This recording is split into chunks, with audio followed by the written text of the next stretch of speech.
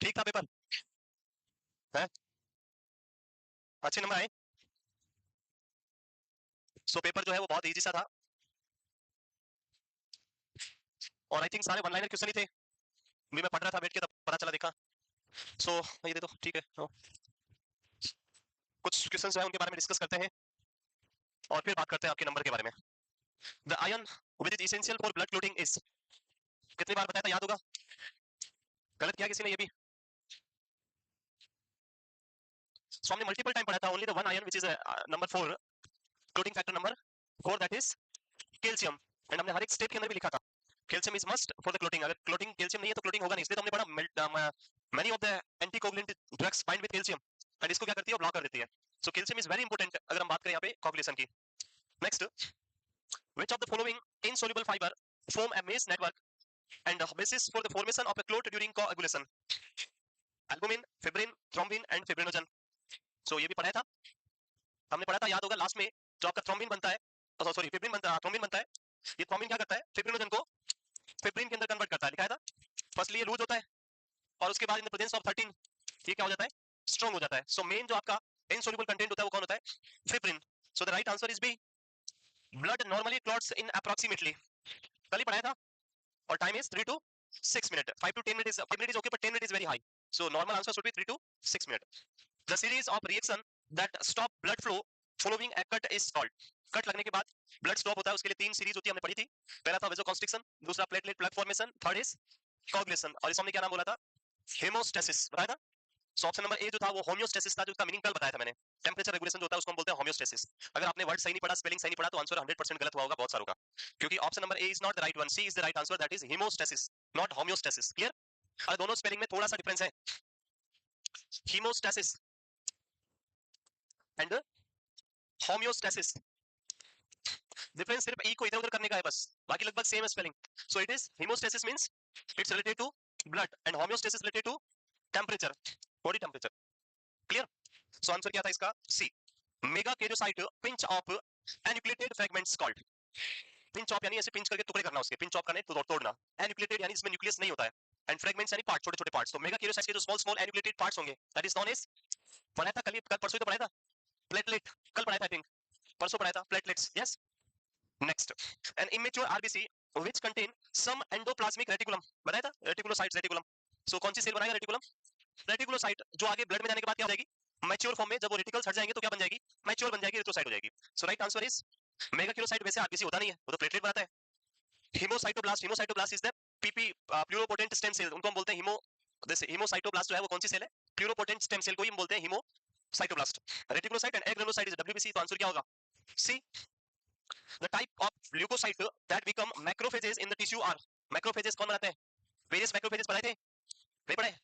Macrophages like dust cell, Kupffer cell, डॉप ऑफ cell पढ़ा था। माइक्रोग्लिया कौन बनाता है, monocyte. The monocyte is responsible for the formation of this macrophages. Which type of granulocyte produce histamine during inflammatory response? Histamine कौन produce करता है? So histamine आपका heparin and other inflammatory chemicals are produced by mast cell, and mast cell is formed by basophil. So answer is basophil B. Leukocytosis most likely indicate, leukocytosis means increase white blood cell. So पहले आप ये ढूंढो कि ऐसा कोई option है, तो यहाँ पे कौन सा था 59, हाँ। बोन मेरो कैंसर ऑप्शन है नहीं, इसका मतलब नहीं है। बी लिखा बैक्टीरियल और वायरल इन्फेक्शन, सी लिखा लो डब्ल्यूबीसी काउंट, और डी लिखा है एक्सेस आरबीसी। तो आरबीसी एक्सेस होना कोई मतलब है नहीं। अगर डब्ल्यूबीसी कम हुआ तो उसको बोलेंगे ल्यूकोसाइटोपेनिया, और अगर आरबीसी सॉरी डब्ल्यूबीसी बड़ा है तो उसको बोलते हैं leukocytosis, and that is present in bacterial infection. So answer क्या होगा, डी। भाई बैक्टीरियल इन्फेक्शन होगा तो डब्ल्यूबीसी क्या होगा, इंक्रीज, और डब्ल्यूबीसी इंक्रीज है तो उसको हम क्या बोलेंगे, leukocytosis. So it is not mean that he directly ये लिखा हो कि इंक्रीज नंबर ऑफ डब्ल्यूबीसी। ये भी तो पूछ सकता है जो इसमें लिखा है कि डब्ल्यूबीसी का लेवल बढ़ने से इन्फेक्शन हो गया, तो उसने इन्फेक्शन लिख दिया, भाई इन्फेक्शन को इंडिकेट कर रहा है increase number. Next, which of following formed element is the most abundant? कौन सा सबसे ज्यादा नंबर में होता है, ये पूछा है। So answer is highest number is RBC, 3 cell RBC, WBC and platelet. Highest is RBC, red blood cell. The cellular immunity is due to, परसों ही पढ़ाया था जब लिम्फोसाइट एंड आपके मोनोसाइट पढ़ाए थे। यस, लिम्फोसाइट के दो टाइप आए थे, B lymphocyte and T lymphocyte. B lymphocyte जो बोन मेरो में मैच्योर होता है, बोन मेरो में ही बनता है, और वो ह्यूमरल इम्यूनिटी देता है। टी लिम्फोसाइट जो थाइमस ग्लैंड में मैच्योर होता है, वो आपको सेलुलर इम्यूनिटी देता है। लिखवाया था the number of oxygen molecule carried by one haemoglobin molecule, पूरा क्लियर बना के दिखाया था। है आपकी दो चेन बनाई थी हमने, alpha chain and beta chain. On each chain there is a haem molecule, haem के बीच में क्या होता है आयरन, और आयरन पे कौन बाइंड होता है ऑक्सीजन, तो 4 आयरन होते हैं और 4 ऑक्सीजन बाइंड होगा, there are 4 iron molecule on which 4 oxygen molecule bind, so number of oxygen molecule 4। The red blood cell would swell in which type of solution, बताया था स्प्लीन के अंदर कौन सा सॉल्यूशन बताया था, हाइपोटोनिक बताया था, क्या करें अब आप भूल जाते हो, हाइपोटोनिक सॉल्यूशन स्प्लीन के अंदर था। Next 64 the spleen destroy, spleen किसको डिस्ट्रॉय करता है, सो प्राइमरली रेड ब्लड सेल, और उसमें भी कौन से टाइप की, हेल्दी आरबीसी को नहीं करता, इट ओनली डैमेज आरबीसी, जो वियर टीयर डिफेक्ट के बाद आती है उसको डैमेज करने के बाद में ही करता है, प्राइमरी जो हेल्दी आरबीसी उनको नहीं करता है। Haematocrit measures the percentage of, haematocrit किसका परसेंटेज है, आरबीसी का परसेंटेज पढ़ाया था, oxy haemoglobin, oxygen plus haemoglobin, that is oxy haemoglobin. Option number A, where is the site of maturation for B cell, B for bone marrow, so B for bone मेरो तो answer हो गया B cell. In a normal blood sample of an adult, which of the following cells will be the most abundant? Neutrophils, basophils, eosinophil and monocytes. तो neutrophil का count approximately 60% maximum हमने देखा था, 60 और 70 तक भी जा सकता है, तो ये आंसर क्या है ए। Which blood component play the biggest role in maintaining the osmotic pressure of blood, पढ़ाया था osmotic and oncotic pressure, कौन सा बनाता है हाईएस्ट रोल किसका है, एल्बुमिन का। The blood volume of an average size male, average size male का blood कितना होता है 5 to 6 litre. Normal physiological hemolysis take place, hemolysis वापस आ गया सेम ऐसा question previous question, inside the spleen and the liver. The function of hemoglobin is transport of oxygen. Red blood cells A measures 15 mm, क्या 15 mm होता है, it's 7 to 8 micron, mm बहुत बड़ा होता है, माइक्रोन होता है। Do not contain mitochondria, चिल्ला चिल्ला के बोला था मैंने कि माइटोकॉन्ड्रिया नहीं होता है, तो सही लिखा है। Have a lifespan in circulation of 30 days, तो lifespan 90 to 120 days है, 30 days नहीं होता, it is not 30 days। And D लिखा है are released from the bone marrow as mature cell, so it released from the bone marrow as immature cell and it will mature in circulation, so answer B is the right। What organ in the body regulate erythrocyte production, पढ़ाया था, kidney, erythropoietin hormone, peritubular cell, याद है। Which of the following is true about blood plasma, plasma के related पूछा है कि क्या सही है। Option number A, it contains about 20 dissolve component, इसमें 20 डिसॉल्व कंपोनेंट होते हैं, बहुत सारे होते हैं, पता नहीं कितने होते हैं, ऑर्गेनिक इनऑर्गेनिक बहुत सारे होते हैं, सो ये करेक्ट नहीं है। It is about 90% water. It the main protein component of is haemoglobin, यहाँ पे जो प्रोटीन का मेन कंपोनेंट होता है वो हीमोग्लोबिन होता है, नहीं हीमोग्लोबिन तो इसमें होता ही नहीं है, प्लाज्मा में होता है क्या, हीमोग्लोबिन होता है सेल के अंदर। It is the same as serum but without the clotting protein, जो हमारा सीरम होता है वैसा ही होता है बट क्लोटिंग प्रोटीन के बिना होता है, तो क्लोटिंग प्रोटीन इसमें प्रेजेंट होता है प्लाज्मा में, तभी तो प्लाज्मा पेशेंट को लगाते हैं जिनको हीमोफीलिया हो रखा होता है। यस, तो फिर इसका राइट आंसर होगा बी इज राइट, अप्रोक्सीमेटली हमने लिखा था 91 to 92% इज द वाटर, तो answer near by is B. Which of the following is characteristics of all leukocytes, leukocytes की characteristics पूछा है और पूछ रहा है all यानी सभी की पूछा है, not only a single one। leukocytes 5 type की पड़ी थी, neutrophil, basophil, eosinophil, monocyte and lymphocyte, तो all 5 characteristics जो एक ऑप्शन में है वो पूछा है। Option number A, they are phagocytic, so phagocytic में मेन रोल प्ले कौन करता है, monocyte, main role monocyte, and acute है तो न्यूट्रोफिल, बट अदर से लाइक बेसोफिल या फिर आपका eosinophil वो phagocytic इफेक्ट वहां पे प्राइमरी सो लाइक अपना लिम्फोसाइट नहीं करता है, नहीं करता लिम्फोसाइट का काम इम्यूनिटी देना है, सो ये सभी का कैरेक्टरिस्टिक्स नहीं हुआ। Option number B, they are the most numbers of form element, सबसे ज्यादा होता है क्या ल्यूकोसाइट, नहीं सबसे ज्यादा तो एरिथ्रोसाइट्स होता है, फॉर्म एलिमेंट में हाईएस्ट कौन है, erythrocyte, WBC is not the highest. They are nucleated cell, nucleus होता है, yes in every type of white blood cell there is a nucleus, हर एक टाइप की व्हाइट ब्लड सेल में न्यूक्लियस होता है, like in neutrophil the multilobe nucleus, in eosinophil and basophil bilob nucleus, in monocyte and lymphocyte large size of nucleus, पढ़ा था, तो न्यूक्लियस हर एक सेल में होता है। सो डी में लिखा है they have cytoplasmic granules, so obviously in granulocytes there are granules but in agranulocyte no granules, agranulocytes में ग्रेन्यूल नहीं होता है, ग्रेन्यूल्स किसमें होता है, जो आपका ग्रेनुलोसाइट्स है उसमें आपको देखने को मिलता है। क्या हो गया, मोबाइल चला रहे,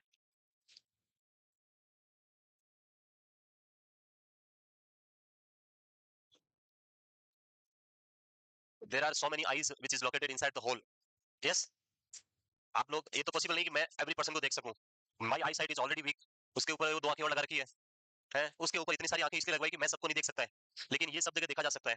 आपको लग रहा है कि मेरा ये पढ़ना सही नहीं है तो हम बंद कर दें, हम स्टार्ट करें, है मेरे पास भी टाइम का है क्या, वी डोंट हैव टाइम, फिर भी हम कोशिश कर रहे हैं आपके सामने सब कुछ एक्सप्लेन करने की, है और फिर आप लोग पीछे बैठ के या आगे बैठ के बीच में बैठ के जहां भी बैठ के कुछ और हरकतें कर रहे हो तो फिर वो सही है। यस, ये शो करता है आप कितने सीरियस हो स्टडी के लिए, पढ़ाई के लिए, आपका मोबाइल चलाना या आपका कुछ भी करना मेरे को कोई लॉस नहीं है, वो चला रहा है उससे मुझे कोई फर्क नहीं पड़ रहा, ना मुझे कोई कुछ बोल सकता है, समझ रहे हो, क्योंकि हम कोई प्राइमरी टीचर नहीं है यहाँ पे कि हम बच्चों को सुधारने के लिए आए हैं, हमें कोई सुधारना नहीं किसी को। अरे आप कोई प्राइमरी स्कूल के बच्चे तो नहीं हो, पहली क्लास दूसरी क्लास जहाँ पे पकड़ के कान पकड़ के सब कुछ सिखाना पड़ता है, वो बच्चे हो क्या, या मोबाइल इतना इंपॉर्टेंट है अभी, आप लोग यहाँ पे नर्सिंग ऑफिसर बनने के लिए आए हो, आपका फ्यूचर आपके सामने है, आप खुद डिसाइड करो आपको क्या करना है। किसी का हाथ में नहीं, मेरे हाथ में या सर के हाथ में नहीं है। सर भले नीचे जाएंगे, बोलेंगे 4 बात बोल के, वो वापस दे देंगे, जाओ, क्या कर सकते हैं। लेकिन लॉस किसका है? अरे आपका ही लॉस है, हमारा क्या लॉस है? हमारा लॉस नहीं है इसमें। बट अगर हम मेहनत करें तो आप भी करो भाई। मैंने कल बोला, परसों बोला, I am suffering with fever, अभी भी फीवर, अभी मैं पूरा अंदर से गीला हो रखा हूं, फिर भी कोशिश कर रहे हैं। मना नहीं किया मैंने कि नहीं लूंगा। मेरा वॉइस मुझे सुनाई नहीं दे रहा है, ब्लॉक हो रहा है ईयर, क्योंकि नाक नॉज ब्लॉक है, तो आपका जो ट्यूब होती है वो बंद हो रही है, उसकी ट्यूब, आवाज नहीं आ रही, मुझे सुनाई नहीं दे रहा है। लेकिन नहीं, आपको पता नहीं क्या करना है। सो फोकस, अगर आपको लगता है कि आप आइंस्टीन हो, आपको आता है, तो फिर यहाँ नहीं बैठना है।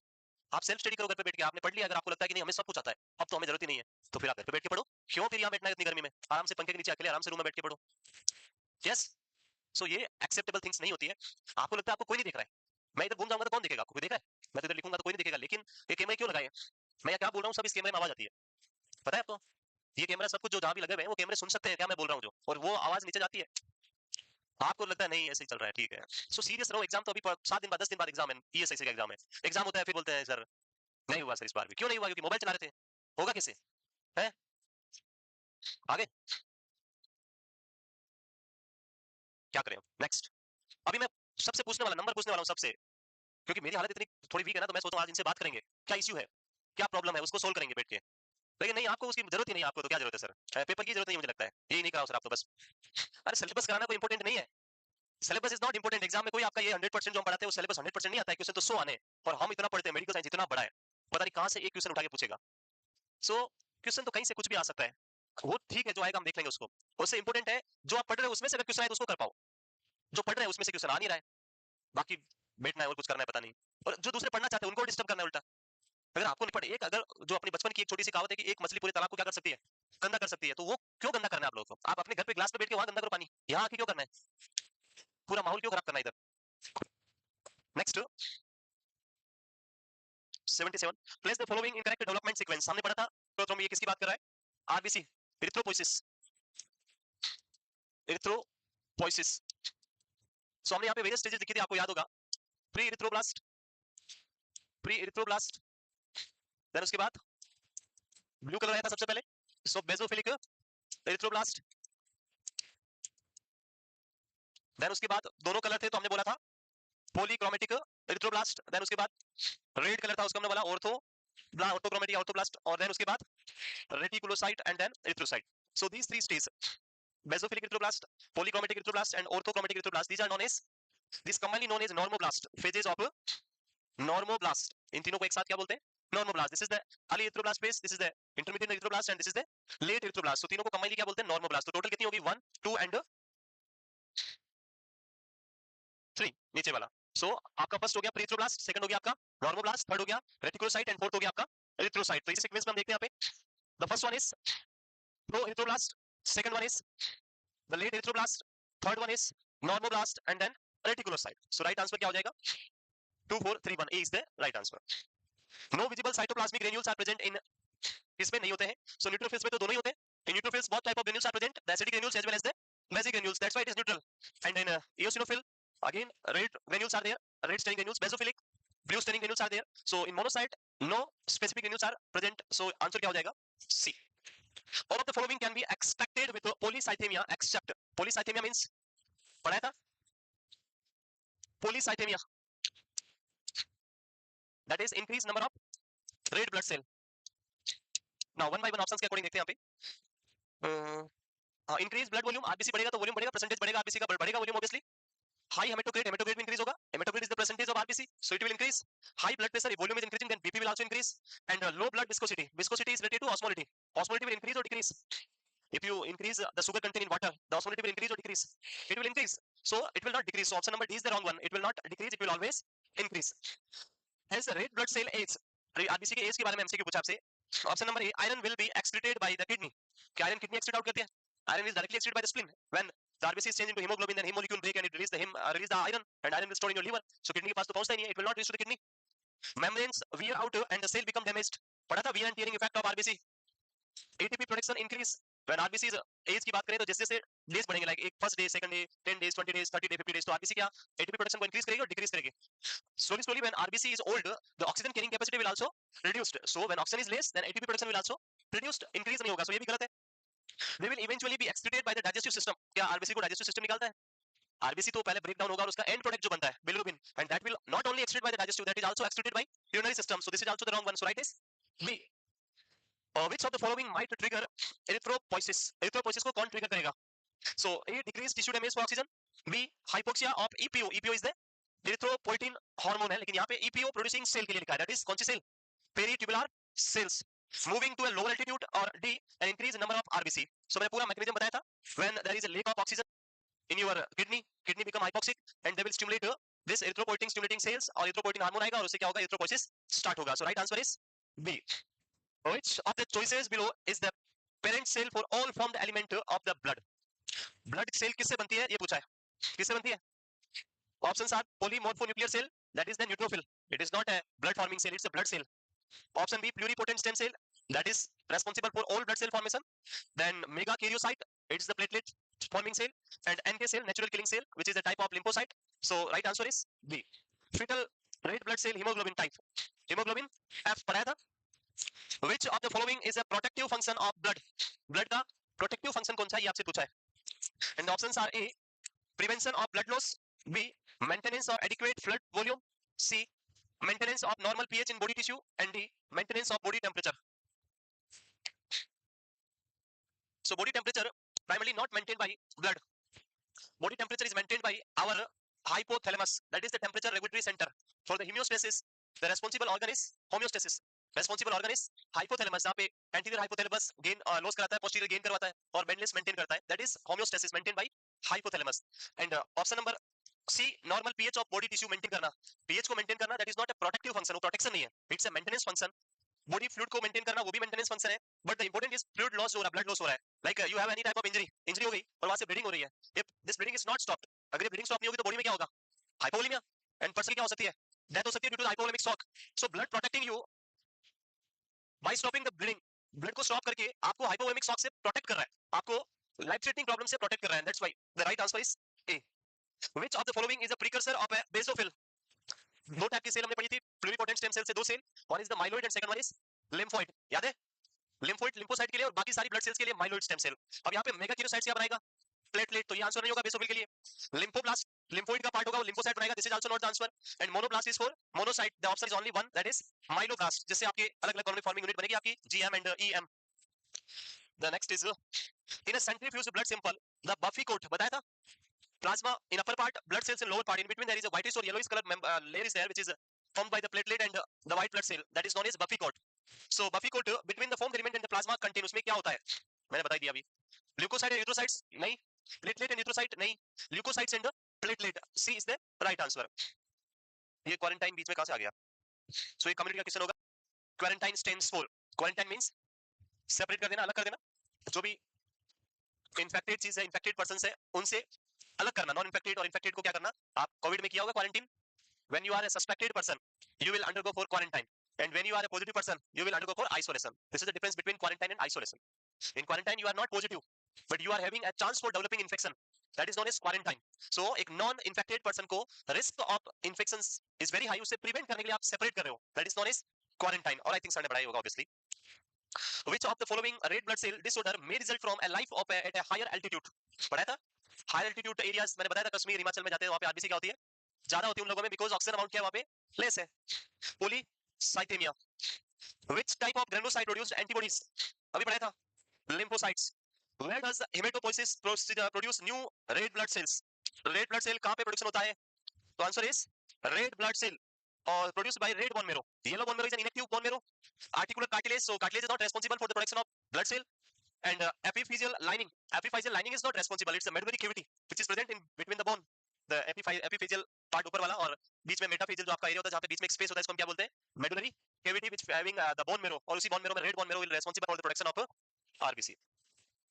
What enzyme joins soluble fibrinogen protein into long molecule of fibrin during coagulation? कौन सा? ये आई थिंक पहले भी आया था. पहले भी आया था. थ्रोम्बिन, PF3, टिश्यू फैक्टर और प्रोथ्रोम्बिन. PF क्या है? What is PF? PF क्या होता है? Potent factor. PF इज, बताओ PF क्या होता है? What is PF?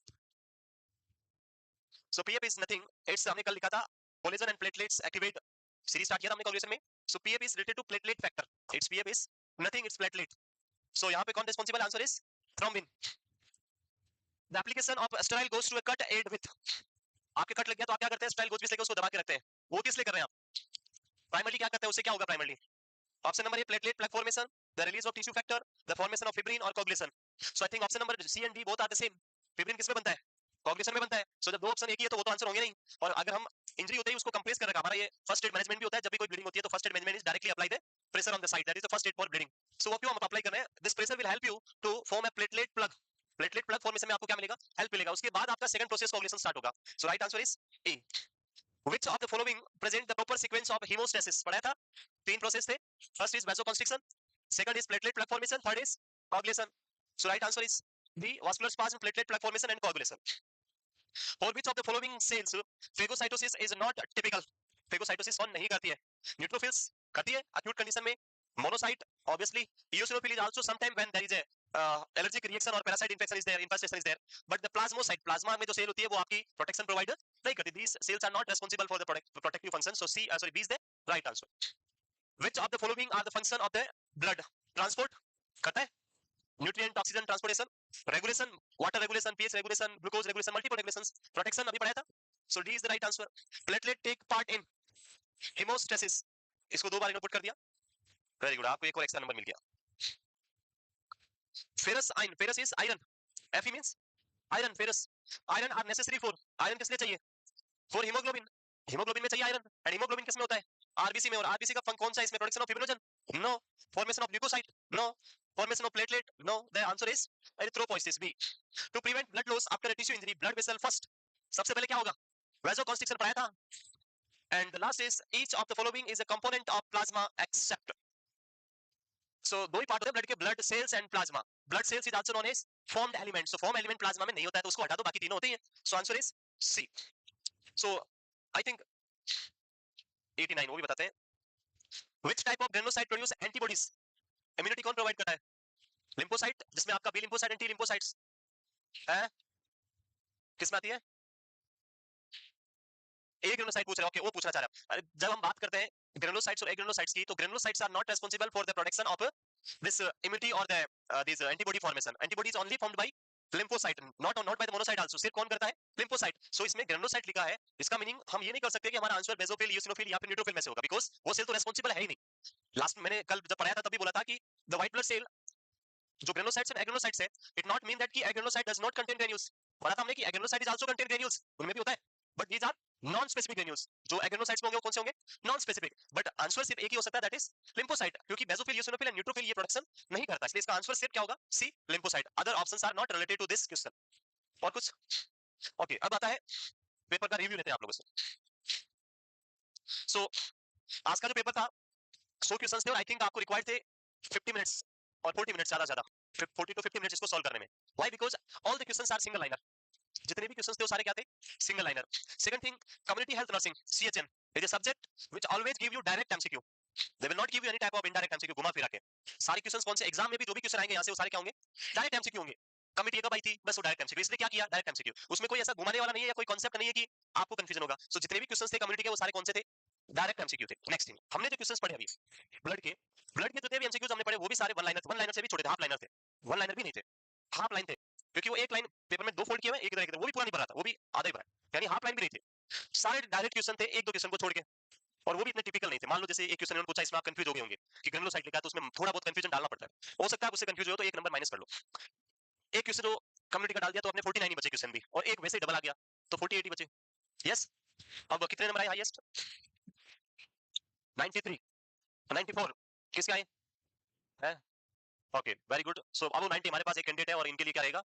कल अपनी क्लास होगी तो हम इनको, और भी है, हाँ कौन है बताओ, हाथ खड़े करो. 90 है वो, कहाँ है? हाँ, 1 2 और 3, और कोई है? 3 के अलावा 4, और कोई उधर 5. नवीन कौन? नीचे गया जो, नीचे गया जो, हाँ वो तो हो गए 5, उनको काउंट 5 नहीं है, 5 है, 5 को देंगे. और कोई? ये मेरी ओर से इंस्टीट्यूट नहीं देगा, वो मैं दूंगा. मैंने बोला था ना ये सबके लिए, ये मैं तो बोल रहा हूँ. It is for all, not for this 5. सबके लिए है, बोला था मैंने, आप सब लेके आओ. नॉट फॉर इनके लिए, उनके लिए, सबके लिए 400 है तो 400 लेके आओ. भले उसके लिए 4000 रुपए लगे या 4 जितने भी लगेंगे, कोई फर्क नहीं पड़ेगा उससे, बट आप लोग नंबर तो लेके आओ. Yes, okay. दूसरा, बाकी जिनके कम नंबर आए, जो 100 क्वेश्चंस का पेपर था 75 मार्क्स जो है वो मैं एक्सपेक्ट करता हूँ कि आप लोग कम से कम लेके आए। 75% मार्क्स तो होने चाहिए क्योंकि इजी पेपर था। अगर हम इसको ग्रेडिंग करें, लाइक मैं एक दिन नीट का पेपर देख रहा था, जो मेरा नेफ्यू नीट है उसके पेपर, तो उसमें वैसे ग्रेडिंग लिखते हैं कि इतने क्वेश्चंस इजी वाले थे, इतने टफ वाले थे और इतने मीडियम वाले थे। हमारे इसमें सारे इजी वाले थे 100 क्वेश्चन, एक भी टफ वाला नहीं था, एक भी मीडियम भी नहीं था। फिर भी 10 क्वेश्चन आप मान लो मीडियम लेवल के, तो 90% इजी वाले थे। और उसमें से मैं एक्सपेक्ट कर रहा हूं कि आपके कितने नंबर आने चाहिए, 75। लास्ट पेपर की तरह इसमें से एक भी क्वेश्चन ऐसा नहीं था जो आपको नहीं पढ़ाया हो। यस, मैंने ब्लड पढ़ाया और मुझे पता है, मैं खुद पढ़ रहा हूं तो मुझे पता है सब कुछ पढ़ाया आपको, पढ़ाया नहीं पढ़ाया। अब नंबर फिर क्यों नहीं आते हैं वो आप अपना वन बाय वन बताएंगे और हम उस पर आज वर्क करेंगे। बताओ पहले, सबसे पहले कौन, क्या लगता है आपको कि ये प्रॉब्लम थी या क्या, उस पर मैं सॉल्यूशन दिखाता हूँ, कुछ तो आएगा। बातें बिल्कुल नहीं करनी है, बोलूंगा सिर्फ मैं, आपको सिर्फ सुनना है। आपकी मैं बोल रहा हूँ कोई भी क्वेरी है आप खड़ा करें, मैं पूछता हूँ और फिर हम बात करते हैं उस पर। क्लास के अंदर आपको कोई डाउट कभी होता ही नहीं है, जब भी मैं पूछता हूँ कोई डाउट नहीं है सर। प्रॉब्लम्स जो भी हम पढ़ते हैं सब कुछ आपको समझ आ जाता है तुरंत। फिर मार्किंग के अंदर प्रॉब्लम है, मार्क्स नहीं आ रहे, ऐसा क्यों? सबको इसमें भी कोई डाउट नहीं है। अरे ये ओपन सेशन है आपके लिए, आपके लिए पूछ रहा हूँ मैं। यस, मुझे ही खड़ा कर, हाँ यस बताओ।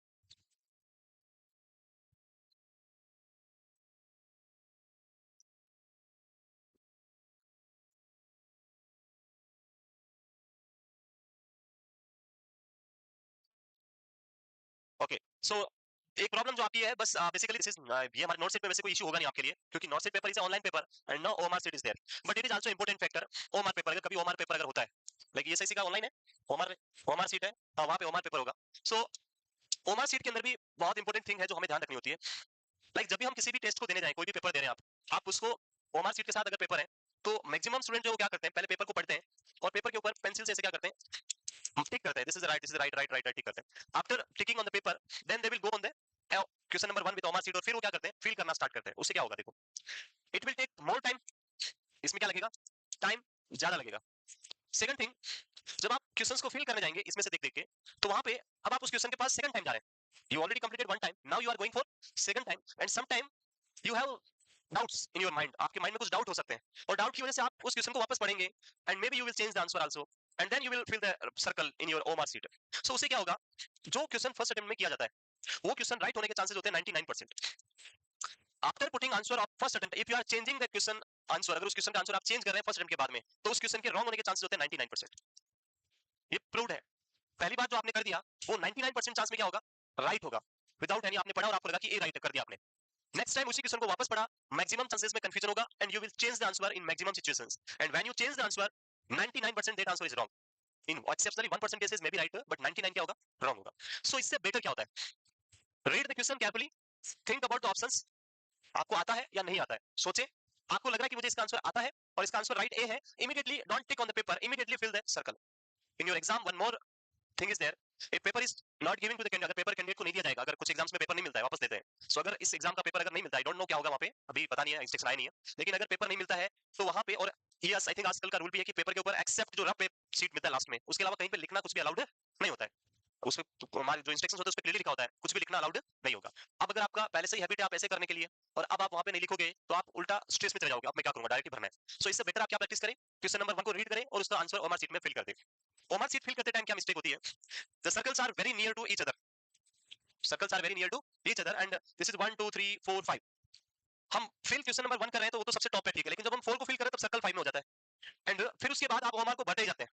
जब ये लास्ट तक पहुंचता है, इधर वाला एंड इधर 30 है 25 जितने भी हैं, तो यहाँ तक पहुंचते तब पता चलता है कि ये तो 24 पे ही खत्म हो गया, 25 का तो सर्कल ही नहीं बचा, क्योंकि वो कहाँ रह गया, ऊपर, और सारे क्वेश्चन क्या हो गए, गलत। बिकॉज ओमार सीट में डबल मार्क किया हुआ क्वेश्चन काउंट नहीं होता है, मशीन चेक करती है, आप अपने हाथ से कुछ भी कारीगरी करो वो काउंट नहीं होगा, अब वो ओमार सीट गया, चेक ही नहीं होगा। सो केयरफुली फिल करें, 1 नंबर को फिल करें, वो आपको ध्यान रखना होगा, अपना प्रेजेंस ऑफ माइंड में रखना होगा, उसके लिए कोई स्पेसिफिक थिंग नहीं है। तो अभी से क्या प्रैक्टिस करनी है, एग्जाम जब भी दो तो ओमार सीट उसके साथ में फिल करते जाओ। यहाँ भी आपको क्या है कि टाइम मिल जाता है एक्स्ट्रा, तो आप बाद में सोचते भर लेंगे, लेकिन एग्जाम में वो तुरंत ओमार सीट करेक्ट कर लेंगे, टाइम नहीं मिला। तो अभी क्या करना है, नेक्स्ट टाइम से क्वेश्चन पढ़ना है, उसका आंसर आता है फिल कर दो, नहीं आता है छोड़ दो, नेक्स्ट टाइम नेक्स्ट राउंड में देखेंगे, जो पहले आता है उसको करो, नहीं आता है उसको हम नेक्स्ट टाइम सेकंड अटेम्प्ट में करेंगे। उसके अलावा जो मेन एक और इशू, ये तो ओमार सीट से रिलेटेड चीज है, दूसरा इशू आता है कि सर हमने थ्योरी पढ़ लिया घर जाके, अब जब पेपर देने आए एमसीक्यू पढ़ा, अब इस एमसीक्यू को हम इस थ्योरी में इंप्लीमेंट नहीं कर पा रहे। हमने थ्योरी तो पढ़ा है पर वो एमसीक्यू कहां से पूछा जा रहा है, हमने जो थ्योरी पढ़ा वो किस एमसीक्यू जो है कौन सी चैप्टर से, किस लाइन से, किससे रिलेटेड है, हम उसको रिलेट नहीं कर पा, हम उसे इंप्लीमेंटेशन नहीं कर पा रहे। ये प्रॉब्लम बहुत बार फेस होती है, बट आज का जो पेपर था उसमें आई थिंक ये प्रॉब्लम नहीं होनी चाहिए थी, because all the questions are direct question, and I think most of the question same थे जो हमने लिखे थे। ऑप्शंस भी सेम थे, लाइक जो हेमोस्टेसिस की स्टेप लिखी थी, मैं एक्सपेक्ट कर रहा था वेजो कंस्ट्रिक्शन लिखा होगा, बट वहां पे वास्कुलर स्पाज्म ही लिखा था जो हमने नोटबुक में लिखा था। तो उसमें कोई डाउट होने का ऑप्शन ही नहीं है। Vascular spasm, hemostasis and this coagulation, sorry vascular spasm, platelet plug and coagulation, same तीनों ऑप्शंस हमने भी लिखे थे, आप अगर अपनी नोटबुक में देखोगे। सो डाउट होने का कोई रीजन ही नहीं था यहाँ पे। तो इंप्लीमेंटेशन, कुछ ऐसे क्वेश्चंस आते हैं जो आपको लैंग्वेज चेंज कर देते हैं, वहां पे आपको इंप्लीमेंट करने में इश्यू हो सकता है, पर आज के पेपर में ऐसा इश्यू नहीं था। फिर भी अगर ऐसा इंप्लीमेंटेशन का कोई इश्यू लगे तो उसका एक ही सॉल्यूशन है, पेपर कर लिया आपने, उसके बाद घर जाना है, उस पेपर को एक बार रीइवैल्यूएट करना है, अपने नोट्स के साथ में पढ़ना है, समझना है, देखना है कि ये एमसीक्यू कौन से टॉपिक्स आए, उस टॉपिक को ओपन करके उससे पढ़ें, और आप ऑटोमेटिकली धीरे धीरे उसको समझना स्टार्ट कर देंगे, अच्छा इसमें ऐसे था और ये ऐसे भी पूछा जा सकता है एमसीक्यू, इसको इस तरह से घुमा के ऐसे बनाया जा सकता है। वो कब होगा? जब आप उसको पेपर को घर ले जाकर रीइवैल्यूएट करेंगे, जो सही हुए तो सही है, उनको छोड़ दो, उनको नहीं पढ़ना है, लेकिन गलत कितने हुए उन क्वेश्चंस को निकालें और उनको रीइवैल्यूएट करें। बैठे अपने पड़ोसी फ्रेंड से, उनसे बोले कि आज हम बैठ के दोनों इसको देखते हैं क्या हुआ इसमें ऐसा, मैंने ये गलत क्यों किया, क्या इसमें ऐसा था जो मुझे समझ नहीं आया था, और हमने क्या पढ़ा था वो देखते हैं, मैच करते हैं, वो करें, तो उससे क्या होगा, रिजल्ट और बेस्ट आएगा, बेटर आएगा। नेक्स्ट आगे बताओ और क्या है, क्यों कम मार्क्स आए, और कोई रीजन? कोई रीजन नहीं है, यही तो सबसे बड़ी प्रॉब्लम है, आप लोग कम्युनिकेट नहीं करते हो, है? यस, किस, मेरे को खड़ा करना पड़ेगा। कितने मार्क्स आए? 90 अबव आए थे, कितने आए? 93। ओके, सब किए थे 100 क्वेश्चन? नहीं किए हैं? ओके ठीक है, बैठ जाओ। कितने मार्क्स आए हैं? 70, 76, ओके 75 से अबव है, ओके बैठ जाओ फिर आप। कोई आ ही नहीं रहा बिलो। यस, कितने मार्क्स आए? हाँ है 61। लेट कब ज्वाइन किया? 2 वीक्स हो गए, ब्लड तो पढ़ाया तब से हो, या और कम्युनिटी स्टार्ट किया वो भी था होगा, आई थिंक दोनों फ्रेश सब्जेक्ट हुए है ना? ओके, स्लोली स्लोली इंप्रूव हो जाएगा। अच्छा है 60 बना रहे हैं 2 वीक में, इट इज वेरी गुड। जो ओल्ड है हमारे भाई उनको देखो, मैं उनके नंबर बताता हूँ, आपसे भी कमाएंगे, सो ये तो अच्छा है, बैठ जाओ। हाँ जी, कितने मार्क्स आए? 45। पढ़ा था दोनों ही सब्जेक्ट, मंडे को ज्वाइन किया, मंडे यानी इस मंडे को, 3 दिन ही हुए, तीन, आज तो ट्यूसडे, मतलब परसों ही ज्वाइन किया था, फिर तो बहुत अच्छा है, क्लैपिंग होनी चाहिए इनके लिए तो। हाँ, भाई अभी एक ही दिन हुआ है और 45 45 मार्क्स लेके आए हैं। सो बहुत सारी थिंग्स होती है, लाइक एडजस्ट करना इन्वायरमेंट में। पहली बार यहाँ का पेपर दे रहे तो मन में ये भी होता है कि मैंने तो पढ़ा ही नहीं, मैं क्या पेपर देने जाऊँ, मन में ये भी क्वेश्चन आता है कि अभी तो पढ़ा ही नहीं है, मेरे नंबर कितने आएंगे पता नहीं, क्यों पेपर देने जाना है, मैं तो नहीं जाऊंगी, अगले वीक दूंगी, ऐसे दूंगी। लेकिन इन्होंने कॉन्फिडेंस दिखाया, पेपर दिया, 45 मार्क्स लाए, तो अच्छा है, इन्होंने नहीं पढ़ा फिर भी 45 मार्क्स आए हैं, सो ये अच्छी बात है। और आगे जाके जब नेक्स्ट यूज जाएगा, इंप्रूवमेंट होगा, जब पढ़ के देंगे तब तो ऑब्वियसली अच्छे नंबर आएंगे। यस, कितने मार्क्स आए हैं? 82, ओके ये तो अच्छा है, 75 से अबव है। हाँ इधर कितने आए हैं बताओ, आप तो पुरानी हो। कम आए हैं 20, क्या क्या रीजन था? क्वेश्चन समझ नहीं आए या फिर कुछ और रीजन था? स्पीड है? कितने क्वेश्चन किए? 1 वीक हुआ ना, कोई बात नहीं। आप, मैं आज मैंने क्या बोला, आपकी प्रॉब्लम सॉल्विंग क्लास आज, कोई इश्यू नहीं, हम कल पढ़ लेंगे, आज का मैं एक्स्ट्रा पढ़ा दूंगा कल। क्या स्पीड कम था? कितने क्वेश्चन किए हैं? सारे किए? नहीं किए? 60 किए? सारे पढ़ पाए थे? पढ़े थे सारे क्वेश्चन को, एक बार रीड आउट किया था सबको या नहीं किया? रीड भी नहीं हुआ पूरा, मींस स्पीड जो था वो कम था, इसलिए रीड आउट भी नहीं कर पाए। 60 किए और उसमें 20 मार्क्स आए, भी थोड़े से कम है। तो अब नेक्स्ट वीक से क्या करना है, इंप्रूवमेंट। सो नेक्स्ट जो इश्यू है आपका वो क्या है? Time management. It is very important, it is very very important to manage your time in exam. Like अभी रिसेंटली जो एमएससी का पेपर हुआ था, उस पेपर में आई थिंक 90 क्वेश्चंस आए थे और 90 मिनट का टाइम था, 90 question and 90 minute time is there. So इस क्वेश्चन में एक क्वेश्चन को सोल्व करने के लिए आपके पास कितना था? 1 मिनट था। बट मोस्टली जो एग्जाम्स होंगे हमारे, उनमें आपको 100 एमसीक्यू मिलेंगे और 90 मिनट्स मिलेंगे, so you have less than 1 minute most of the exam, यही होगा। आई वाज देयर, मैं भी एग्जाम सेंटर में था इसको देखने के लिए, and I completed this paper in just 37 minute. पूरा जो 90 क्वेश्चंस थे वो सारे कंप्लीट कर दिए मैंने, 30 ये नहीं, मैंने हटा दिए बाद में सारे वापस। 37 मिनट में पूरे पेपर को आंसर्स करके मैंने खत्म कर दिया, और फिर वापस 5 मिनट में जीरो कर दिया। सारे रेस्ट मुझे करना नहीं था, जस्ट पेपर आपके लिए पढ़ना था। सो ये कैसे पॉसिबल हो सकता है? टाइम मैनेजमेंट कैसे होगा? वो आपको मैनेज करना पड़ेगा। एग्जाम के अंदर कुछ क्वेश्चन जो बड़े भी होंगे, कुछ क्वेश्चन छोटे भी होंगे, कुछ मीडियम लेवल के होंगे, और उसका मैनेजमेंट कैसे करेंगे? तो उसके लिए आपको क्या करना पड़ेगा इस टाइम मैनेज करने के लिए? Only and only one way, that is MCQ practice. जितना ज्यादा एमसीक्यू प्रैक्टिस करोगे उतना ही बेटर होगा आपका टाइम मैनेजमेंट। वो वे होते हैं, मैंने पहले भी बहुत बार पढ़ाया है। लाइक कल एक स्टूडेंट, हमारे जो 4th ईयर जो इंटर्न आते हैं, स्टूडेंट आते हैं, नर्सिंग स्टूडेंट इंटर्न, वो एक स्टूडेंट थी और वो एक बुक लेके बैठी थी और उसमें एमसीक्यू पढ़ रही है, और पढ़ने के बाद उसको कुछ लगता है तो उसको ऐसे अपनी नोटबुक में लिख रही है। सो मैंने उससे पूछा क्या कर रही है, वैसे ज्यादा मैं इंटरप्ट नहीं करता हूँ, पर जब मुझे ऐसा लगता है सही नहीं है तो फिर मैं उसको पूछा क्या, तो बोले पढ़ रही हूँ। क्या? एमसीक्यू पढ़ रही हूँ मैं। अच्छा फिर? सो वहां पे जो टेक्निक है वो क्या है कि आप एमसीक्यू को यूज किसके लिए कर रहे हो? स्टडी करने के लिए। There are two way, one is MCQ practice and one is MCQ study.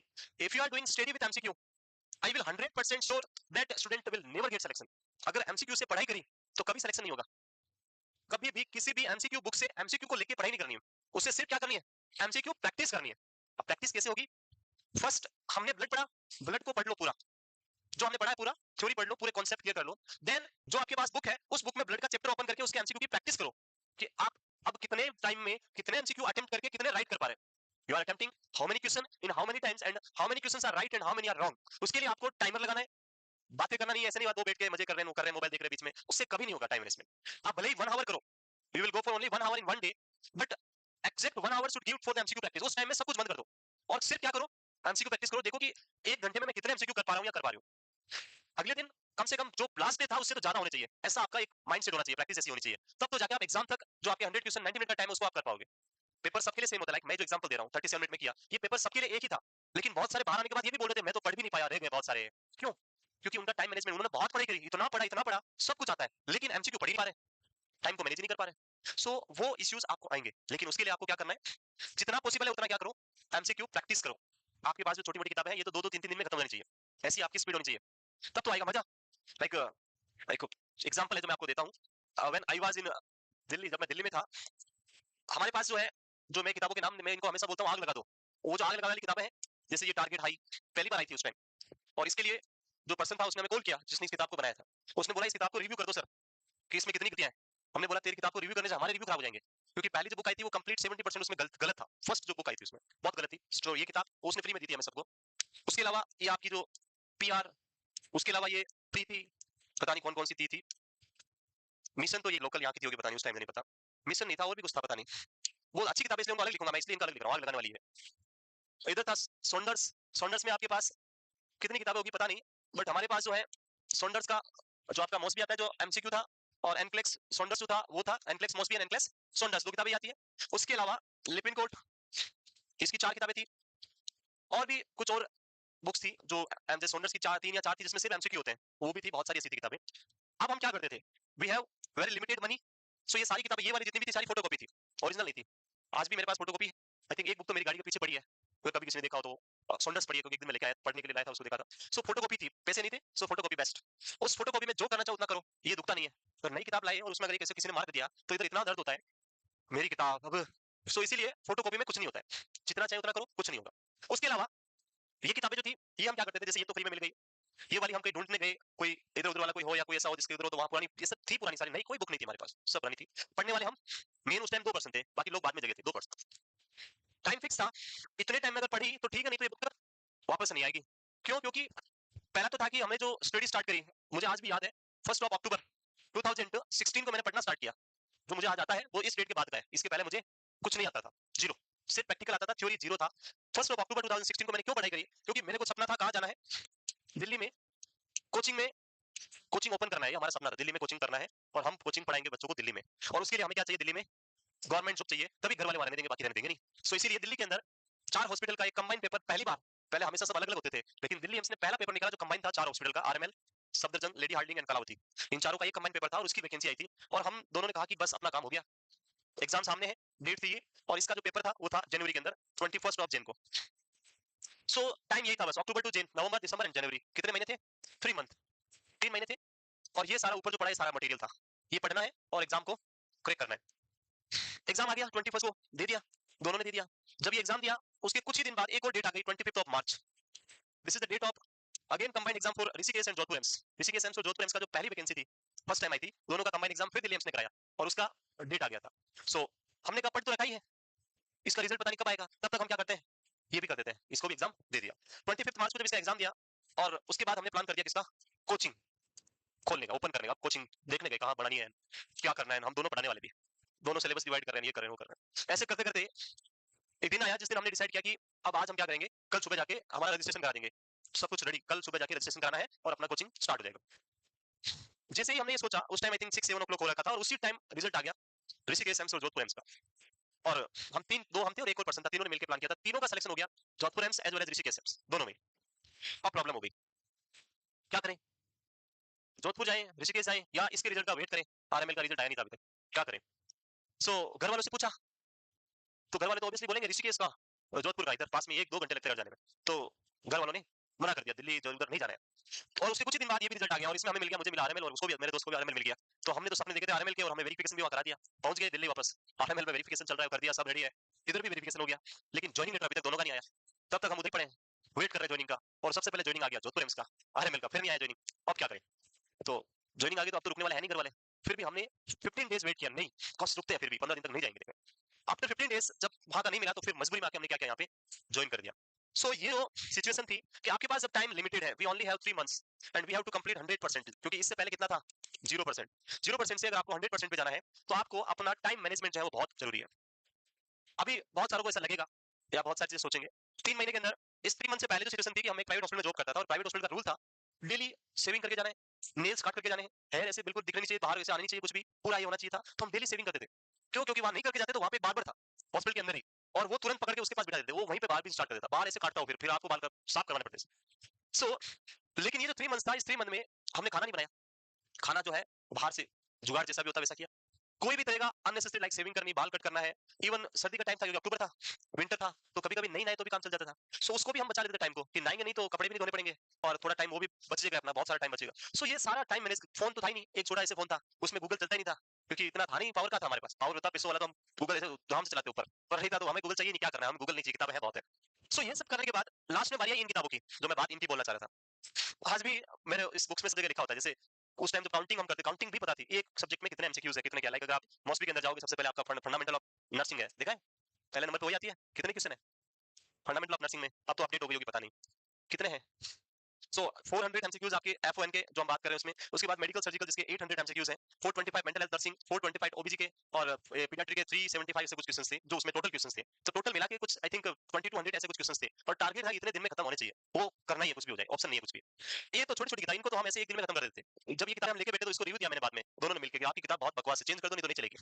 फिर उसके बाद उसने अगली बार हम दोनों का ऐसे फोटो छापा, उस सब सेकंड एडिशन, या आप जाओगे उसको देखोगे पीछे फोटो छिपा हुआ है हम दोनों का, मेरे दोस्त का मेरा, और उसने बोला ये किताब अब रिवाइज होकर आई है क्योंकि पहले बहुत सारी गलतियां थी। सो ये किताबों में टाइम वेस्ट कभी नहीं करना है, इनका यूज सिर्फ क्या है, सिर्फ और सिर्फ एमसीक्यू प्रैक्टिस करना है, कभी भी इन बुक्स को पढ़ाई में यूज नहीं करना है। हमने इन 3-4 किताबों को सिर्फ और सिर्फ लास्ट ईयर 10 डेज में पढ़ा है और पूरी पढ़ा है, आज भी मेरे ऐसे लगी हुई है। अगर किसी को लगता है सर, लाइक एक बार मैंने ऐसे बोल दिया था कि I have 5 marksheet in BSc nursing, तो एक स्टूडेंट ने बोला नहीं सर ये तो पॉसिबल ही नहीं है, तो वो ऑफिस में पहुंच गया, सर ये तो हो ही नहीं सकता सर, ब्रेक के बाद फिर उसको दिखाना पड़ा ऐसे मार्कशीट निकाल के, मोबाइल में स्कैन कॉपी है ना, वो ये देखो 1 2 3 4 5 मार्कशीट, समझते हो 5 का मतलब जब एक बार फेल हो जाते हैं तो 5 हो जाती है, क्योंकि बाकी 4 ही होती है। सो उसको दिखाना पड़ा प्रूफ। सो सेम ऐसा ही कि इन किताबों के अंदर हमने यही किया कि सिर्फ 4 दिन में या जो भी टाइम था उसमें पढ़ा, और हर एक क्वेश्चन मार्क्ड है, एक भी क्वेश्चन ऐसा नहीं जो पेंसिल से मार्क नहीं हो, क्योंकि सबको हमने पढ़ा था, और वही आपको करना है, बट टाइम वेस्ट नहीं करना है, टाइम सारा किस पे लगाना है, थ्योरी पढ़ने में। एग्जाम के अंदर लाइक अभी रिसेंटली किसी ने मुझे पूछा था कि सर प्रीवियस ईयर के कितने क्वेश्चन आते हैं, मैं बोलता हूँ जीरो, एक भी क्वेश्चन नहीं आता पिछले साल का।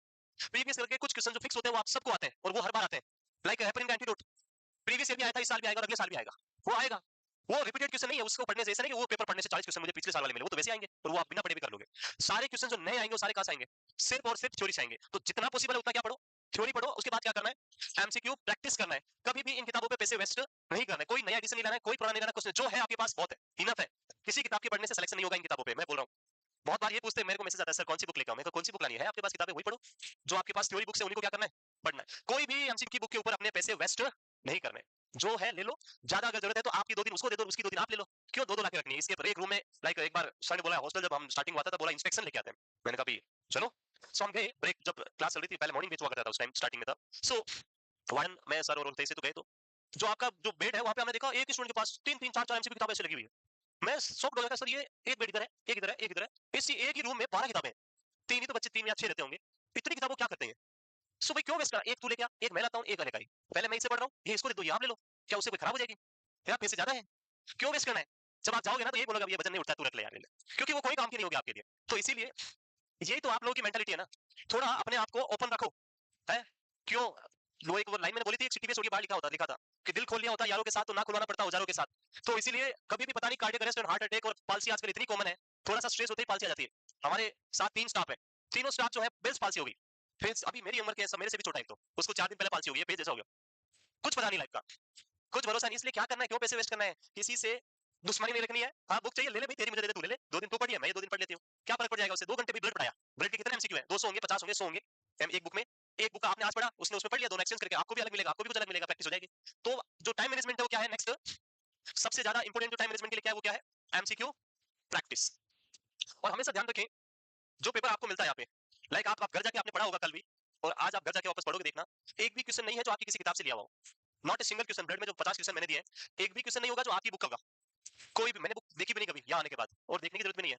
Not a single question which is taken from any type of this high और लो बुक्स, किसी किताब से कॉपी पेस्ट नहीं किया हुआ, ये मैं खुद मेरे व्हाट्सएप से भेजा उनको, ये डालो सारे क्वेश्चन, सुबह से मैं भेजा 10 बजे 8 से 10 बजे तक, और वो टाइप किए गए। तो एक भी क्वेश्चन इनको भी अगर आप पढ़ोगे, आप जब ऐसे नोटबुक में लगा दोगे ना एक दिन, हर वीक में एक पेपर मॉडल पेपर, तो एक महीने में 6 पेपर, और आप जब 6-7 महीने तक रहोगे तो कितने पेपर हो जाएंगे, काउंट करोगे आप तो 7 मंथ और 6 पेपर 42 पेपर हो जाएंगे। एक पेपर में 100 एमसीक्यू, 42 पेपर में 4200 एमसीक्यू। सो कितने आपकी ये किताब में इतने क्वेश्चन आते हैं, जो आप किताब लाते हो ना उसमें भी इतने ही होंगे, और ये क्वेश्चन उनसे अलग होंगे, वो तो सब ऐसे ही है पर ये थोड़े अलग मिलेंगे आपको, तो इनकी भी आपकी एक बुक बन जाएगी ऐसी बड़ी सी, आप बाइंड करा लो ये नई एमसीक्यू बुक आपके लिए। यस, यही तो होता है। सो रिसोर्सेज को यूज करना है, पैसे बचाने हैं, और ज्यादा से ज्यादा क्या करना है, अपने टाइम को यूटिलाइज करना है। नेक्स्ट आगे, और कुछ, और कोई बताएगा कुछ, क्यों कम नंबर आए हैं आगे? यस, हाँ कितने नंबर आए बताओ, आप बताओ। 86 आए, चलो आप तो अच्छा है। पीछे आपके पीछे वो पूछा था मैं, कितने मार्क्स आए हैं? 29, 59, ओके। अभी आपने रिसेंटली ज्वाइन किया है, न्यू बैच में ज्वाइन किया, फिर तो थोड़े पुराने हो गए, अब तो 4-3-4 टेस्ट दे दिए अभी तो, फिर थोड़े कम आए हैं। क्या लगता है आपको, क्या विजन था? थ्योरी समझ आई? जब हम थ्योरी पढ़ते हैं 6 डेज तक, लैंग्वेज प्रॉब्लम तो नहीं है, यानी लैंग्वेज बैरियर, लाइक कुछ स्टूडेंट्स जिनको लैंग्वेज प्रॉब्लम भी हो सकती है, कम्युनिकेशन, मेरा और उनका जो communication, like most time I am using Hindi, थोड़ा हिंदी ज्यादा हो जाता है फ्लो फ्लो में, और उनको हो सकता है लैंग्वेज, तो ऐसा तो नहीं है, कम्युनिकेशन प्रॉब्लम नहीं है ना? हाँ, फिर पहली बार पढ़ रहे हो तो ये रीजन है, ओके। तो अब ज्यादा से ज्यादा क्या करना है, देखो फर्स्ट ईयर सेकंड ईयर तो हो गया, जो बीत गया वो गया। मैंने अभी क्या बोला था, वी ओनली हैव 3 मंथ्स, 3 महीने थे, लेकिन आज जो कुछ भी हो 3 महीने के देने, तो पुराना तो मैं 5 मार्कशीट बोला ना अभी आपके सामने, तो मैं 5 मार्कशीट के साथ खड़ा हो सकता हूँ, तो आपके पास तो 4 ही है, 4 ही है ना, तो फिर ज्यादा इंटेलिजेंट हो ना कंपेयर टू मी, यस और नो? है तो फिर क्यों ऐसा सोचना है कि फर्स्ट सेकंड ईयर में वीक था? कुछ नहीं वीक था, कोई वीक नहीं है, सब सेम थे, बस प्रॉब्लम ये थी कि मैं पढ़ा नहीं था इसलिए फेल हुआ। बैठ जाओ, माइंड जो था मेरा उसको मैंने यूज नहीं किया, जब यूज करने लगा तो सब कुछ हो गया। तो यही प्रॉब्लम है सबके साथ, बस कोई इंटेलिजेंट नहीं होता है और कोई वीक नहीं होता है। प्रॉब्लम क्या होती है, हम इसका यूज नहीं कर रहे हैं, जितना ज्यादा यूज करोगे उतना बेनिफिट होगा, नहीं यूज करोगे तो ये पड़ा पड़ा कोई काम का तो आने वाला नहीं है। न्यूरॉन तो इतने सारे हैं और उनकी एट्रोफी फिक्स है, जैसे जैसे एज बढ़ेगी ना वैसे वैसे आईक्यू ऐसे होता जाएगा। होता है जब बूढ़ा हो जाता है आदमी बोलता है कौन, अरे रामलाल, बोलता नहीं मैं श्यामलाल हूँ, और याद नहीं रहता, क्यों नहीं रहता? क्योंकि न्यूरॉन की क्या होगी, उनकी एट्रोफी होगी। जब कोई चीज खराब होनी, घर पे होता है ना, लाइक मैं सो रहा था कल, और खाना खा लिया, सब ठीक है, सोने वाला हूँ, और मुझे एक कटोरी लाके दही दिया, मैंने बोला ये क्या है, बोला ये कल खराब हो जाएगा तो आज खा लो। सो मैं बोला ये कल खराब हो जाएगा इसका मतलब मैं खा लूँ आज, है भाई? ये क्या लॉजिक है इसमें? कोई लॉजिक है? मेडिसिन ये कल एक्सपायर हो जाएगी इसलिए आज खा लो, पर कुछ हो ही नहीं रखा, ऐसे खा ले, नहीं कल तो ऐसे खराब होने वाली है तो खा लो, तो कुछ तो काम आएगी। अंदर जाने के बाद मेरा क्या होगा वो तो देखो। सो जब न्यूरॉन आपको पता है कल खराब होने वाला है, तो फिर आज उनको यूज कर लो ना, क्यों उनको वेस्ट कर रहे हो? यस, तो न्यूरॉन को क्या करना है, यूज करना है। तो अपने आप को कभी नहीं समझना कि मैं वीक हूं, नहीं है, we are very very much intelligent, सबसे इंटेलिजेंट हम ही है, ये मान के चलो। बस थोड़ा सा अपना प्रैक्टिस करो, थोड़ा कोशिश करो समझने की, जहां डाउट लगे आके पूछो, इतना चिल्ला चिल्ला के बोलते गला ही खराब हो गया, पूछो पूछो, कोई नहीं पूछता है। हाँ नेक्स्ट आगे, यस कितने मार्क्स आए पीछे, आपके पीछे है? 85 आए, फिर ठीक है, 75 से अबव तो ठीक है, बाकी नीचे वालों से पूछना है मुझे। हाँ बताओ, यस क्या कह रहे हैं आप, ऐसे लाइट से बच रहे हैं? हाँ फिर है, हाँ प्रॉब्लम ही तो पूछ रहा हूँ मैं, बताओ प्रॉब्लम्स। मैं उधर आता हूँ, थोड़ा मैं ध्यान से सुनूंगा तो अच्छा आंसर दे पाऊंगा। हाँ बताओ। क्वेश्चन सॉल्व करके क्वेश्चन क्वेश्चन पेपर रहता है, ये मैं लाइक लाइट लिख कर उसको और दिन में फ्री करता है, मुझे लगता है या तो नेगेटिव मार्क ज्यादा हो जाएगा या ऊपर नेगेटिव हो जाएगा, कैसे करते हैं बहुत सारी राइट। ओके, अब बात होता है। सो वन मोर प्रॉब्लम, आपका कॉन्फिडेंस, आपके अंदर कॉन्फिडेंस, कॉन्फिडेंस की जो कमी है वो प्रॉब्लम क्रिएट करती है। लाइक आपको लग रहा है कि क्वेश्चन सही है, आपने आप जैसे यहाँ टिक करते हो यहाँ पे, या एग्जाम में आप भी आपको लगा इसका आंसर तो यही है, बट आपके अंदर से कॉन्फिडेंस नहीं आ रहा है कि ये भरूं या नहीं भरूं मैं, लेक ऑफ कॉन्फिडेंस हम बोलते हैं कि अंदर कॉन्फिडेंस नहीं है। सो भाई ये तो बहुत जरूरी है। अगर हम कॉन्फिडेंस की बात करें, कॉन्फिडेंस, अगर हम बात करें कॉन्फिडेंस, जैसे माइक दे दे आपको और बोले यहाँ आ जाओ, सो जितने भी हैं 50% तो अपनी सीट से हिल नहीं सकते हैं, मैं मोस्ट ऑफ द 50% पहले ही डर जाएंगे, वो हिलेंगे भी नहीं वहां से। व्हाई? बिकॉज यहाँ पे पहुंच के आपका सारा पावर जो है वो खत्म हो जाएगा, आपको जो सीजर्स वाली स्टेट होती है, कन्वर्जन आना स्टार्ट हो जाते हैं, हैं? देखा होगा आपने, बहुत सारे ऐसे कैंडिडेट्स होते हैं जो आते हैं, आ भी जाते हैं बहुत बार, आने के बाद वो स्टेबल नहीं रह पाते, कभी वो ऐसे खड़े हो जाएंगे, कभी वो कुछ और करेंगे, बोलते जाएंगे पर उन्हें रुका नहीं जाता, क्यों? Because lack of confidence. So वो नेचुरली हो सकता है, कुछ में ज्यादा होता है कॉन्फिडेंस, जन्म से ही उनमें इतना भर जाता है, कुछ में थोड़ा कम होता है, और ये कॉन्फिडेंस हर जगह अपना रोल प्ले करेगा। जैसे आप जो बात कर रहे हो क्वेश्चन भरने की, तो ये सिर्फ यहाँ प्रॉब्लम नहीं होगी, ये कॉन्फिडेंस हर एक जगह आपका शो होगा, हर एक कंडीशन में आपको कोई भी डिसीजन लेना होगा, वहां भी आप थोड़े डरेंगे, हिचकिचाहट होगी कि यार करना है कि नहीं करना है। सो कॉन्फिडेंस को इंप्रूव करना, बढ़ाना, ये भी क्या है, बहुत जरूरी है। अब क्या करें इसको बढ़ाने के लिए? कोई ऐसी दवाई तो आती नहीं है, तो दवाई खाइन कॉन्फिडेंस 100% बूस्ट अप हो गया। सो ऐसा तो कुछ नहीं होता है, लेकिन कुछ चीज जो आपको हमेशा करनी है, first thing, one most important things to improve your confidence, that is you have to communicate with others. आप दूसरों के साथ क्या करें, कम्युनिकेशन करें with face to face contact. Like यहाँ पे खड़ा कर दिया आपको, आप बोल नहीं, आप ऐसे बोल रहे हैं, ऐसे माइक लेके बोल रहे हैं, माई सेल्फ आरसी कुमावत, अरे भाई यार इधर देखो ना, कहाँ देखना है? सो आपको कॉन्फिडेंस लाना है, उसके लिए आपको क्या करना पड़ेगा, आई कांटेक्ट करना पड़ेगा। विदाउट आई कांटेक्ट कभी कॉन्फिडेंस नहीं आएगा, बाकी तो फिर डांस ही होगा स्टेज पे। सो पहला क्या करना है, कम्युनिकेट। जरूरी नहीं कि आप दूसरी बातें करें, कम्युनिकेट का मतलब आप स्टडी करें, उसमें आप किसी के साथ बैठे, एक दूसरे से डिस्कस करें, कम्युनिकेट करें, बात करें, उससे क्या होगा कि आप जब कुछ बोलेंगे कि ये था, इसमें ऐसे ऐसे था, दूसरा पर्सन आपको अप्रिशिएट करेगा, यस बिल्कुल ये सही है, जो आपने कॉन्सेप्ट बताया वो बिल्कुल करेक्ट है। जब कोई दूसरा पर्सन आपको अप्रिशिएट करता है, when someone is appreciating you, that is biggest improve है, जो बूस्ट करने वाला, कॉन्फिडेंस को बढ़ाने वाला, जो आपके लिए वो सबसे बिगेस्ट यही होता है, आपको आपका ये कॉन्फिडेंस बढ़ाने वाला, कोई भी अप्रिशिएट करे आपको। और वो कब होगा? जब किसी दूसरे पर्सन के सामने आप कम्युनिकेट करेंगे, डिस्कस करेंगे, तब ऐसा होगा। तो आप दूसरे के साथ डिस्कस करें, जो हम पढ़ रहे हैं उसको एक बार सोल्व करें, कुछ भी करें, और वो आपको बताएगा बिल्कुल। आपको लाइक बचपन में ये आपके रिपब्लिक डे और याद है, 26 जनवरी 15 अगस्त आते थे हमारे। सो ये 26 जनवरी 15 अगस्त याद रहता है, Republic day and independence day ये नहीं होता है याद। किसी ने पूछा 26 जनवरी कब आती है, हम भी बोलते थे 26 जनवरी को आती है, वो भी उसको भी पता है रिपब्लिक डे, वो भी नहीं जानता था। सो ये जो डेज होते थे, इंपॉर्टेंट क्यों होते थे? Why these days are very important for life, बचपन में, अभी तो ठीक है, इसमें भी most important is this independence day. इसका रीजन ये था कि ऑन द इंडिपेंडेंस डे एक प्राइज डिस्ट्रीब्यूशन होता था, प्राइज इनाम मिलता था। इनाम में कुछ नहीं मिलता था, एक शील्ड होता है, हाँ टिफिन है, पेन है, नोटबुक, ऐसा मिलता था, ऐसे मिलते थे। और वो कैसे मिलता था कि जो टॉप आया क्लास में, फर्स्ट सेकंड थर्ड, उन सबको एक एक प्राइज मिलता था। फिर हम ऐसे प्राउडली जाते थे ऊपर स्टेज में और सबके सामने वो लेते थे। उस टिफिन से ना तो कुछ मेरा होने वाला है, कोई मैं जिंदगी उससे निकाल लूंगा, या उस एक नोटबुक से, लेकिन उसका पर्पस क्या था? आपको अप्रिशिएट करना, आपने जो किया उसके लिए अप्रिशिएट करना। और जब आपको कुछ करने पे अप्रिशिएशन मिलता है, तो आपके अंदर कॉन्फिडेंस आता है, मैंने किया इसलिए मुझे इनाम मिला है, बाकी सब कुछ नहीं आता तुम्हें, मेरे को आता है। और उससे आपका कॉन्फिडेंस बढ़ेगा, ऑब्वियसली बढ़ेगा, इंप्रूव होगा। तो आप जो दूसरा आपसे कम्युनिकेट कर रहा है, कुछ पूछ रहा है, वो बताता है, तो उसको आप लोग अप्रिशिएट करें, और जो आप पूछ रहे हैं तो आपको दूसरा अप्रिशिएट करेगा, तो उससे आपका कॉन्फिडेंस क्या होगा? इंप्रूव होगा। सेकंड थिंग, जो एमसीक्यू प्रैक्टिस हम बात कर रहे थे, जितना ज्यादा प्रैक्टिस करोगे उतना ज्यादा बेनिफिट मिलेगा। थर्ड थिंग, जो आप बोल रहे हैं कि आप ओमार में नहीं फिल कर पा रहे, तो मैंने इनको जो बताया वही करें। डायरेक्ट किसमें फिल करें? ओमार में फिल करना स्टार्ट करें। टिक करने से बेटर क्या है? पढ़े, राइट है भर दो, तुरंत भर दो। जब नॉट इस पेपर पे टिक ही नहीं करोगे तो आपको पता नहीं चलेगा कि राइट होता है, रॉन्ग था, पता ही नहीं। अभी फिल कर दिया, उसके बाद वो हटेगा नहीं, तो वो कॉन्फिडेंस आएगा ऑटोमेटिकली। प्रैक्टिस करो एमसीक्यूज की, जितनी ज्यादा हो सके उतनी बेस्ट इज। अपने आप को किसी के साथ कम्युनिकेट करें, स्टडी के अंदर बैठ के बात समझें, उसको समझाएं, एप्रिसिएशन लें और दें, आपको बहुत बेनिफिट मिलेगा। भाई टीचर भी एप्रिशिएट करता है आपको। मैंने 5 लोगों को क्यों बुलाए देने के लिए? ये उनका एप्रिसिएशन नहीं, उनके तो वैसे ही 90 अबव आए हैं, वो तो वैसे ही अच्छा पढ़ रहे हैं। भाई 95 जो 90 से अबव आए हैं उनको हटा दो, बाकी सबको दो, ताकि वो एप्रिशिएट हो। ऐसा होना चाहिए। नहीं, इनको देख के आपको लगेगा कि यार अगली बार हमें भी लाना है, ताकि हमें भी कुछ मिलेगा, मोटिवेशन आएगा, एप्रिसिएशन आप भी चाहेंगे, कॉन्फिडेंस आप भी लाएंगे। तो इसीलिए वो मैंने बोला आपको, तो हमेशा अपने आप को क्या लेना है? एप्रिसिएशन लो भाई, करना चाहिए, क्यों नहीं करना चाहिए? एप्रिशिएट दोगे, लोगे, उससे आपको बेनिफिट मिलेगा, ऑब्वियसली मिलेगा। और हम तो चाहते हैं कि सब हमें एप्रिशिएट करें, हम कुछ अच्छा करें। और आप भी यही चाहो कि हमें एप्रिशिएट करना चाहिए, जब आपको कुछ अच्छा किया जाए आप करें तो यस आगे। और जरूरी नहीं पैसे देके एप्रिशिएट करो, हमें बोल के भी कर सकते हैं सबको। तो जो भी आपका पड़ोसी भाई बहन जो भी है, उसको बड़ा अच्छा करने पे क्या करो? एप्रिशिएट करो, ताकि उसका कॉन्फिडेंस बढ़े। नेक्स्ट आगे, और कोई? बस, और कुछ? हाँ, और कौन? नंबर नंबर पे आते हैं वापस। हाँ, मैं क्वेश्चन।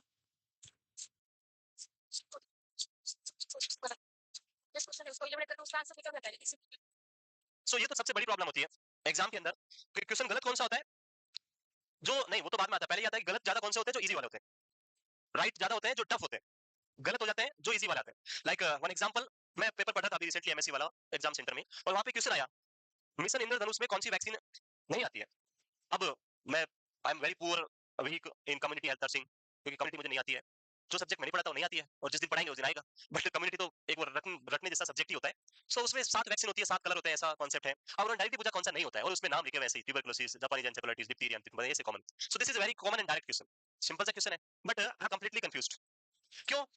क्यों? तो मुझे तो चलो पता नहीं था, आता नहीं था, लेकिन जब ये पेपर की बात करें और इसमें जो इजी क्वेश्चन है उनको हम पढ़ते हैं, क्वेश्चन आपके सामने आया, आप सोचने लग जाते हैं हार्ट में कितने चैम्बर होते हैं?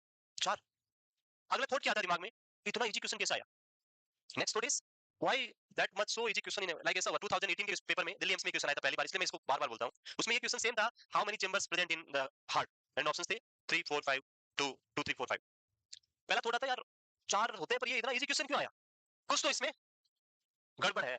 और हम उस पे सोच रहे हैं 5 मिनट से, और लास्ट में डिस्कस ये लिखता है हो सकता है इसके हार्ट में कोई कंजेनिटल एब्नॉर्मलिटीज होगी, हो सकता है इसके 5 ही हो, या इसके 3 हो, इसलिए पूछा होगा, एंड ऐसा करके हम आंसर 5 कर देते हैं। So the best thing is don't overthink about this type of simple question. इनके ऊपर ओवरथिंकिंग नहीं करें। सिंपल क्वेश्चन पूछा है, सिंपल आंसर दे। डायरेक्ट पूछा है हार्ट में कितने चैम्बर होते हैं, माइंड में क्या आया 4, आंसर दे दो, बात खत्म। उसको रिपीट पढ़ना ही नहीं है। जितना जो हम एग्जाम में कंफ्यूजन की बात करते हैं वो कब होता है? जब हम क्वेश्चन को क्या करते हैं? रिपीटेडली पढ़ते हैं। When you are reading a question again and again, the chances of wrong answer is very high. So easy question आया, उसको एक बार पढ़ा, जो आपके माइंड में आंसर आ रहा है उसको तुरंत क्या कर दो? वहीं पे चिपका दो, बात खत्म। वापस उसको पढ़ना ही नहीं है, जाना ही नहीं उसके पास। नहीं तो अगली बार चेंज करोगे फिर गलत हो जाएगा। So this is one thing जो आप इंप्लीमेंट करेंगे नेक्स्ट टाइम, जब भी कोई इजी क्वेश्चन होगा, जस्ट सिंपली क्या करें? आंसर पुट कर दें, आगे मूव करें, उसको सेकंड टाइम रीड नहीं करना है। जितनी बार हम उसको रीड आउट करेंगे उतना ही प्रॉब्लम आपको फेस करना पड़ेगा। सो सिंपल क्वेश्चन में बार बार रीड नहीं करना है। दूसरा एक मेथड हम पढ़ते हैं, इसको हम बोलते हैं cyclic method. Cyclic method, I always follow this method when I am going in an exam. Cyclic method का मतलब होता है start your paper from any number, किसी भी नंबर से आप पेपर को सोल्व करना स्टार्ट करें, आपका लकी नंबर जो भी है, 10 20 5 10 15, जो भी क्वेश्चन आपको चाहिए, बार होता है पीछे साइड में, उस पर क्लिक करोगे क्वेश्चन ओपन हो जाएगा। तो आपकी इच्छा है 1 से स्टार्ट करो, 12 से करो, 15 से करो, 100 से करो, जहां करना है वहां से करो। देन इस जैसे मैंने एक नंबर, मैं ऑलवेज स्टार्ट विद फन, जहां से है वहीं से स्टार्ट करता हूं। इसको सोल्व किया मैंने, पढ़ा, then go continuously routine basis, and last जो क्वेश्चन है 100 नंबर, 1 से स्टार्ट किया मैंने और मैं कहां पहुंचूंगा 100 नंबर। आप चाहे 10 से स्टार्ट करके वापस 10 पे आ जाओ, साइकिल हो जाएगा पूरा कंप्लीट। इस साइकिल में आपको क्या करना है, the simple way is read and either answer और स्किप, बस ये दो थिंग फॉलो करनी है। पहला क्या करना है, क्वेश्चन को रीड करना है, डोंट थिंक, सोचना नहीं है, सिर्फ रीड करना है। देन उसके बाद अपने आप से पूछना है क्या इसका आंसर मुझे आता है, यस और नो। आपको वो बोलता है अंदर वाला कि यस तो आंसर लगा दो, बोलता है नो स्किप। उसके बारे में कुछ नहीं सोचना है, भूल जाओ भी उसको, आगे पे पहुंच जाओ तुरंत अगले क्वेश्चन पे। सो ऐसा करने से क्या होगा, फर्स्ट थिंग, जैसे उधर उन्होंने बोला कि मैं 60 क्वेश्चन नहीं पढ़ पाई, सारे पढ़ी नहीं, ऐसा करने से क्या होगा, you are able to read out all the 100 MCQs, सारे क्वेश्चंस आप क्या कर लेंगे, रीड आउट कर लेंगे। एंड जो पेपर होता है उसमें हर एक लेवल के एमसीक्यूज होते हैं, लेवल जो लो का होगा, मीडियम होगा, हाई होगा, और आप जो पहला बार सर्कल पूरा करेंगे उसमें जितने भी इजी वाले हैं उनको तो कर ही लोगे, भाई वो तो आते ही है। सो इजी वाले जो आपको आते हैं वो सारे राइट हो जाएंगे। दूसरा बेनिफिट क्या होगा, जो आप ऐसा करके आंसर देंगे वो सारे राइट होंगे, 100% राइट आंसर होंगे, कोई भी गलत आंसर नहीं होगा। मान लीजिए आपने पहला अटेम्प्ट किया और उसमें से आपने 50 एमसीक्यू कर लिए, कितने कर लिए, 50 क्वेश्चन कर दिए। जब ये 50 क्वेश्चन आप करोगे तो मोस्टली जो आपका टाइम है वो भी लगभग हाफ टाइम फिनिश हो चुका होगा, 45 मिनट आपके गए, पीछे कितना बचा, 45 मिनट, पेपर भी आधा बचा, टाइम भी आपका हाफ बचा। बट मैं अभी भी आपको गारंटी के साथ बोलता हूं, all 50 questions are 100% right. Next round फिर से स्टार्ट करेंगे, आप उन्हीं क्वेश्चंस पे जाएंगे जिनको आपने स्किप किया था, जिनमें ऑलरेडी ग्रीन मार्क हो चुका है, उन क्वेश्चंस को रीड नहीं करना है, अपने माइंड में इसको फिक्स कर ले, पुट कर ले। मैंने पेपर को 5 बार पढ़ा था, क्यों, क्योंकि मुझे उसको रटना था। साइकिल मैंने 5 बार चलाई थी और हर एक क्वेश्चन को 5 बार पढ़ा मैंने, क्यों, क्योंकि मुझे बाहर आके सारे क्वेश्चन क्या करने थे, लिखने थे, इसलिए मैं गया इसलिए था। तो वो मेरा रीजन पर्पस अलग था, लेकिन आपको क्वेश्चन को वापस रीड आउट नहीं करना है। क्यों नहीं करना है, क्योंकि आपको अगर रीड किया तो वो आंसर चेंज 100% आप करोगे। तो 50 क्वेश्चंस आपके क्या हो गए, राइट, पीछे कितने बचे, 50। जो नेक्स्ट साइकिल होगी उसमें आपके पास 50 क्वेश्चंस हैं। अब सेकंड साइकिल में क्या बेनिफिट मिलेगा वो देखिए आप। एग्जाम में कुछ स्टेज ऐसा आता है कि आप ये बोलोगे कि यार अभी तो मुझे आ रहा था, मैं अभी थोड़ी देर पहले मुझे याद था इसका आंसर, अभी भूल गया। होता है बहुत बार ऐसा आएगा कि क्वेश्चन पढ़ोगे दिमाग में, इसका आंसर मुझे अभी पता था थोड़ी देर पहले, अभी याद आ नहीं रहा, होता है ऐसा। सो अभी याद नहीं आ रहा, वो एक साइकिल पूरी होने के बाद याद आ जाएगा। वेट करें उस पे, उस टाइम दिमाग में टाइम वेस्ट नहीं करें, क्या करें, वेट करें, वेट एंड वॉच आएगा। तो सेकंड राउंड में जब आप जाएंगे तो जो ऐसे वाले जो भी थे वो सब याद आ जाएंगे। नेक्स्ट सेकंड थिंग क्या बेनिफिट मिलेगा, कुछ क्वेश्चंस ऐसे होते हैं जिनका एक दूसरे से इंटर कनेक्शन होता है, they are interrelated with each other. Like इस पेपर में एक क्वेश्चन था उसमें कि जो एडल्ट, जो बच्चा होता है, इन्फेंट होता है, उसकी आई साइट एडल्ट के इक्वल कब होती है। ये क्वेश्चन था, उसमें कुछ मंथ लिखे हुए थे, 2 मंथ, 6 मंथ, 8 मंथ, ऐसा कुछ ऑप्शंस थे। और एक और क्वेश्चन आगे आया जिसमें कुछ पीडियाट्रिक वेल बीइंग के लिए कुछ लिखे थे, उसमें एक ऑप्शन था कि the child acuity, the visual acuity is equal to adult at 2 month, and other options थे लाइक 9 मंथ में वो डबल सिलेबस में से कुछ 4 ऑप्शंस थे, कौन सा रॉन्ग स्टेटमेंट था फाइंड आउट करना था। सो आप उसको पढ़ने से आप ये पता चलेगा कि यार इसका आंसर पहले ऐसा क्वेश्चन कहीं तो पूछा था जो इसमें लिखा हुआ है कि 2 मंथ में इक्वल हो जाती है, और हो सकता है उससे आपको क्या मिले, उस पहले वाले क्वेश्चन का आंसर मिल जाए। तो ऐसे बहुत सारे क्वेश्चन जो एक दूसरे से इंटररिलेटेड होते हैं और वो पहले वाला आपको नहीं आया, लेकिन वो क्वेश्चन पढ़ने से इसका आंसर आ जाएगा। ये सुनो, तो ये बेनिफिट देगा आपको कि आपने सारे क्वेश्चंस पढ़ लिए, पहले नहीं आ रहा था, लेकिन लास्ट वाले क्वेश्चन पढ़ने से पहले वाले का आंसर आ गया और उसका आंसर आप दे पाओगे। अदरवाइज अगर पहले सोच सोच के उसमें कुछ भर दिया तो वो ग्रीन हो जाएगा, और ग्रीन होने के बाद आप आधे घंटे तक ढूंढोगे तब वो क्वेश्चन मिलेगा, हर एक क्वेश्चन को स्किप कर करके देखोगे तब वो क्वेश्चन ढूंढने में मिलेगा, और फिर उसका आंसर चेंज करोगे और फिर आपका टाइम वेस्ट, क्वेश्चन होगा नहीं। So this is the best thing जो हमें करनी है। जब आप ऐसा सेकंड बार जाएंगे और अगर आप इस 50 में से 20 भी कर पाते हैं तो कितने हो जाएंगे, 70, and this 70 marks is more than enough to get selection in any exam. किसी भी कॉम्पिटिटिव मार्क्स में अगर 70% मार्क्स आप लाते हैं तो आपका सिलेक्शन 100% हो जाएगा।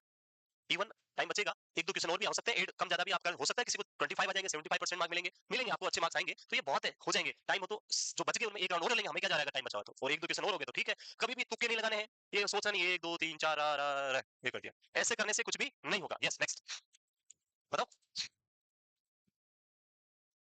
हाँ पास में हूँ, वेरी गुड। अरे इतना कॉन्फिडेंस, डांस करने के लिए कॉन्फिडेंस है, बोलने के लिए नहीं है।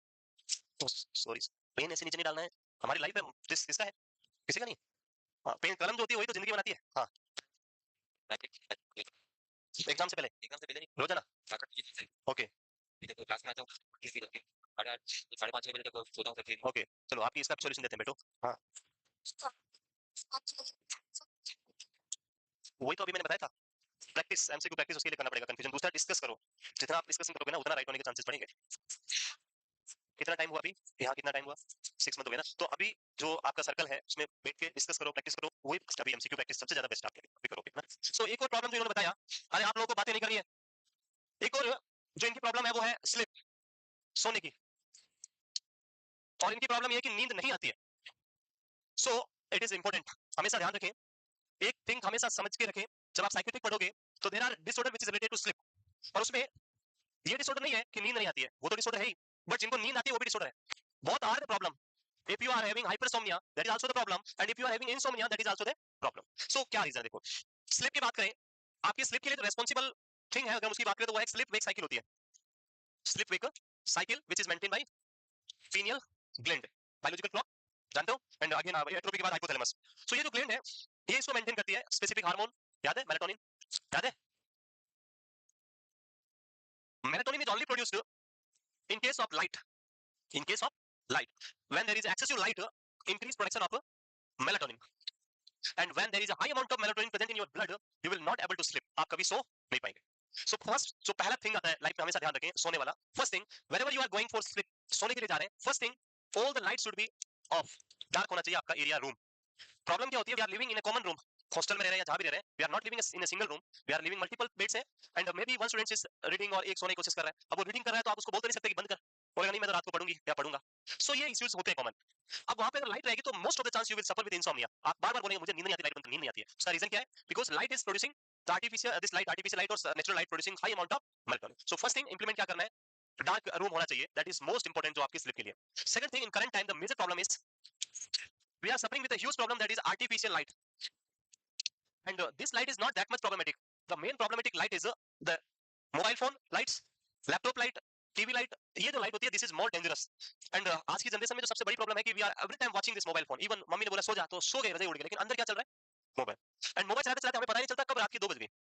लाइट सब आईज के थ्रू एंटर करेगी तो उसी को सेंस करेगा. ये वो सेंस नहीं करेगा बाहर अंधेरा है. वो पता कैसे चलेगा उसको? Light is entering inside your eyes. The photo receptor identify कि लाइट अभी भी है और वो क्या प्रोड्यूस कराएंगे बार-बार? मेलाटोनिन. और आपको क्या आएगी? नींद आएगी नहीं. प्रॉब्लम रहेगा. तो लाइट कोई सी भी हो, इस मोबाइल का क्या करो, रात को सोने से पहले इसको स्विच ऑफ कर दो. घर वालों को फोन करो कि मैं अभी सो रहा हूं या सो रही हूं और सुबह इतनी बजे उठूंगी तब मोबाइल ऑन होगा. उससे पहले क्या कर दो? Switch off. बात खत्म. ना कोई फोन आएगा ना मैसेज आएगा. प्रॉब्लम, सोने के लिए गए, रख दिया पिलो के नीचे और जैसे ही सोने लगे टंग मैसेज बोला, फिर तुरंत हाथ गया और क्या हो, और वो आधा घंटा कब निकला वापस पता नहीं चलेगा. होता है. सो इसको क्या करें? बंद कर दें. अलार्म की जरूरत नहीं पड़ती उठने के लिए कभी लाइफ में, याद रखें. Every day my sleep wake cycle give me an alarm to wake up by 5 am. सुबह 5 बजे उठता हूं मैं every day. Now in these 3 days I'm suffering with fever. Daily fever आ रहा है लेकिन फिर भी 5 बजे उठ जाता हूं मैं. और उसके लिए कभी कोई आराम की रिक्वायरमेंट नहीं होती है. एवरी टाइम कितना ही फैटिक फील हो लेकिन सुबह 5 बजे उठना ही है. क्यों? क्योंकि मेरा शेड्यूल, मैंने इस साइकिल को ऐसा फिक्स किया हुआ है. मुझे पता है मुझे ड्यूटी जाना है 7 बजे तो मैं उठूंगा 5 बजे. आपको पता है कि आपको सुबह उठ के पढ़ना है तो आप उठोगे. उठेंगे तो ठीक है, नहीं तो कोई बाद में बैठेंगे. वो उसको पता है इसको नहीं उठाएंगे तो भी कोई फर्क नहीं पड़ेगा. आप 2 दिन मत उठो फिर उस पे गुस्सा करो इस साइकिल पे, मैंने क्यों नहीं उठाया. इसको ऐसा झाड़ दो, तीसरे दिन ऑटोमेटिक उठाएगी आपको. होता नहीं है. ट्रेन का बताता हूं हर बार. सुबह 4 बजे ट्रेन है, आप 3 बजे उठ जाओगे, 2 बजे उठ जाओगे, रात को सोओगे नहीं. ट्रेन निकल गई तो, क्योंकि इसके बाद कोई ट्रेन ही नहीं है तो आप सोओगे नहीं. होता है. 2 घंटे पहले वहां जाकर बैठ जाओगे. क्यों? उस दिन कैसे उठे? किसने उठाया? उस दिन अलार्म ने उठाया. अलार्म तो 3:30 बजे का लगा रखा था लेकिन आप 2 बजे उठ के बैठे हो. कैसे? क्योंकि आपको क्या था दिमाग में कि मुझे जाना है क्योंकि और कोई ऑप्शन नहीं है. यही लाइफ में डाल दो कि अब पढ़ने के अलावा कोई ऑप्शन नहीं है. अगर नहीं पढ़े तो फिर कोई जॉब नहीं है तो ऑटोमेटिक उठने लग जाओगे सुबह 5 बजे. कोई आपको अलार्म की रिक्वायरमेंट नहीं होगी. नेक्स्ट आपको क्या करना है? Very important. लाइफ के अंदर सिर्फ पढ़ना जरूरी नहीं है, पढ़ाई के साथ साथ सोना भी बहुत जरूरी है. क्योंकि अगर सोएंगे नहीं तो ब्रेन हेल्दी नहीं रहेगा और हेल्दी नहीं रहेगा तो कुछ भी समझ में नहीं आएगा. सो एक स्टूडेंट लाइफ के अंदर कम से कम आपको 6 आवर, 6 घंटे maximum, not come to come, हाँ मैक्सिमम कितना सोना है आपको? 6 घंटे आपको सोना है. उस 6 आवर को स्लिप लेने के लिए 2 इंप्लीमेंटेशन आपको आज से ही करना है. क्या नाम बताया था आपने? 2 थिंग्स आपको आज से ही करना है. क्या करना है? पहला, जो आप डिनर करते हैं, हमारा इंडियन रूटीन क्या होता है? Breakfast, lunch and dinner. Breakfast, we have very less amount of breakfast और no breakfast. Most of the time ये होता है. या तो ब्रेकफास्ट होता ही नहीं. ब्रेकफास्ट क्या होता है? कुछ नहीं होता है ब्रेकफास्ट. या वेरी लेस अमाउंट, चाय के साथ एक बिस्किट है, वही ब्रेकफास्ट होता है हमारा, जो बहुत बैड हैबिट्स है. After that in lunch we have the lunch with very भागता भागता, इधर भागते भागते खा लिया, इधर से खा लिया, हो गया लंच. क्योंकि वी आर वेरी बिजी, हम बहुत बिजी होते हैं, लंच भी नहीं कर पाते. But we have so much time for the dinner and we have very very, हाँ, very good, heavy amount of dinner. So this routine is completely destroying your sleep pattern and your health also. Always remember, heavy breakfast, normal dinner, sorry, lunch and light dinner. Dinner always should be light because in night you require very less amount of energy. आप सोएंगे, आपको energy नहीं चाहिए. So light dinner होना चाहिए, normal lunch होना चाहिए और breakfast पूरा heavy होना चाहिए. ये रूटीन आपको फॉलो करना है. Next, after having food, never go for sleep. कभी भी सोने के लिए नहीं जाना है खाने के तुरंत बाद में. After eating, आज से ही आप क्या करेंगे? आधा घंटा 1 घंटा वॉक करके आएंगे. गो फॉर अ वॉक और स्लोली रनिंग और एक्सरसाइज जो आप कर सकते हैं वो करें. After this exercise period have a glass of warm milk. Warm milk. Warm milk पीने से क्या बेनिफिट मिलता है? वार्म मिल्क के अंदर, एक क्वेश्चन भी था नॉर्थ सेट का. एक पेशेंट को इंसोम्निया हो रहा है, डॉक्टर ने वार्म मिल्क एडवाइस किया. What is the purpose of giving warm milk? Question था नॉर्थ सेट का, सेकंड नॉर्थ सेट में आया था. So giving warm milk provide to a specific enzyme which is known as tryptophan. And tryptophan is a specific enzyme which help you to reduce the production of melatonin and it will give you a better sleep. So जिनको नींद नहीं आती है उनको 2 या 3 जो मैंने बताया, light dinner, exercise with a warm milk and last most important the comfort. सोने के लिए कंफर्ट जरूरी है. Your bed should be a comfortable bed, environment should be a comfortable environment. Light बंद करके सोएं, आपको नींद आना स्टार्ट हो जाएगी. Clear? This is the discussion class only. आज यही हुआ है. कल हम डिटेल में पढ़ेंगे ब्लड ग्रुपिंग. ब्लड ग्रुपिंग जो आपका ABO and RS blood grouping है उसको हम कल डिटेल में डिस्कस करेंगे. कौन टेस्ट जो है वो बात करेंगे. Thank you.